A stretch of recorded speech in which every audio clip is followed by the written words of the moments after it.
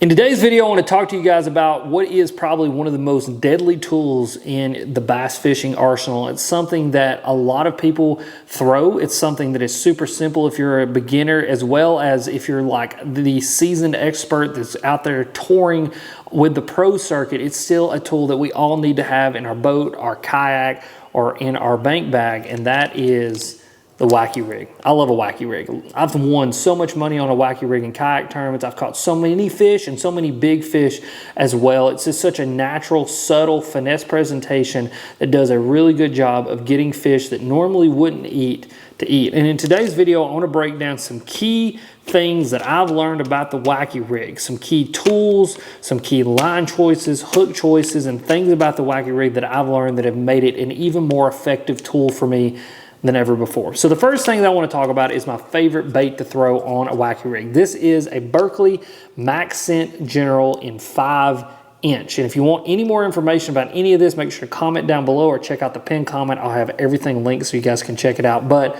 Berkley Max Scent General. Now, you can use any Wacky rig bait that you want to. For me, I love a 5-inch stick style bait.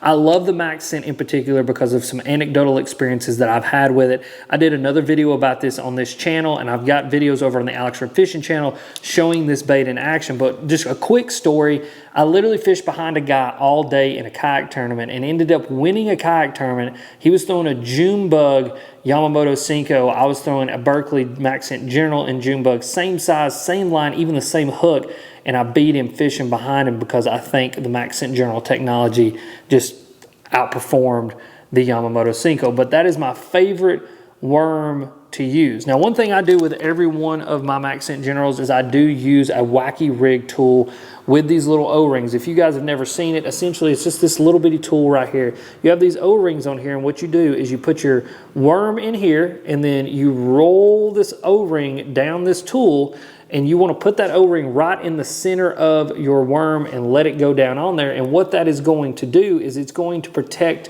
your worm. So instead of running your hook through your worm and tearing your worm off and losing a bunch of worms throughout the day while you're catching fish, you run it through that O-ring, and it protects the worm, and it helps you to catch more fish on a singular worm without losing a whole bunch. And so I think it's really important to use that O-ring tool. The next thing I want to talk about is the hook that I use. Now, I use a very specific hook, and guys, I have tried a little bit of everything. I'm a weirdo when it comes to my terminal tackle, and I love to try different things, different hooks, until I find the ones that for me seem to be the absolute best. And after literally hundreds of hours on the water and like 30 different hook brands, I settled on this little hook right here. This is the Owner Hyper Finesse Nico Sniper Hook. It's a hell of a name and it's a mouthful, but it's an Owner Nico hook is what it is. I use the #1 size, and there's something about this hook, the way that it's shaped, the way that the hook point is shaped, the offset on it, everything about it that just absolutely sticks them. It sticks them good, and I rarely lose fish on this thing. I honestly cannot remember the last time I lost a fish on this hook, and the last time I lost a fish on a Wacky rig, I was actually testing another hook, and it came off. I immediately cut that hook off and tied this one on and didn't lose a fish the rest of the day. It is just a really good hook. It's got that nano coating on it. It's got that offset in the hook, and just that really small size allows that worm to drop very naturally on its own. You're not adding a bunch of weight with that hook, and when you do hook them, you're hooking them really good. And I don't know what it is about this particular hook that it does well. I just know that it does really well. It's one of those things that's just good. And so you need to check these hooks out because it's one of my favorite hooks, and it's actually the hook that I won that kayak tournament with. It's a hook that I've placed in the money with using that hook right there. Then the last thing is rod, reel, and line. Now, I'm not super specific when it comes to this. I like a 7-foot medium rod. I like a 20-pound mainline braid, and I like a 10-pound leader. That's pretty normal. Now, one thing about the reel I do like is I'm using a Revo Rocket spinning reel. This is a 7-gear ratio spinning reel, and this allows me to fish a Wacky rig in a very specific way that I like to fish it. And this is going to be kind of the biggest tip and the most juice that I'm going to give away today. I mean, the hook's juice, but also this is kind of how I fish a Wacky rig. I treat a Wacky rig a lot like I treat a flipping bait. And what I mean by that is I'm very target oriented with a Wacky rig. A lot of people want to throw a Wacky rig out there, let it sink all the way to the bottom, and drag it back like you drag a Texas rig or a jig or a Carolina rig. For me, I find that ineffective. You are fishing a lot of dead water and you're not staying in the strike zone as much as you possibly could. Whereas if you're target fishing like you would while you're flipping, meaning you're throwing to specific targets, I let that bait sink all the way to the bottom, I twitch it a couple times, let it sink all the way to the bottom, and then I reel it up and I'm moving on to the next target.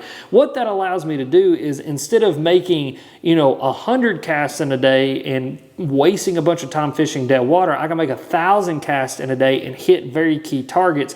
And what I've noticed with a Wacky rig is, normally if you throw it up against a boat dock post, or you throw it up next to a lay down, or you throw it up under something, that initial sink, they're either going to bite it there or they're going to bite it on that first pop. And if they don't, go on to the next target. Don't waste a bunch of time with your Wacky rig. Way too many people want to drag it around like a Texas rig and be super finesse with it. Let the finesse happen in the actual drop. Throw that thing in there, feed it a little bit of line, let it drop and watch your line, and then reel it up and go on to the next target. And that's where that Revo Rocket comes in to play, is because I can reel up that line really, really quick and I can just cover targets. And just like with flipping, if one bites and starts running with me, I can catch up with that line. I can get a good hook into those fish and make sure that that owner's doing his job and sticking them really, really well. But that's my kind of philosophy on Wacky rig fishing, is just don't waste a bunch of time. Throw it in there, give it a couple pops, and then keep on moving, because if you do it that way, I feel like you're just a lot more effective. You get a lot more cast in, a lot more presentations, and have a lot more chance, a lot more bites. And if you want to see the Wacky rig in action, click this video that's popping up right here.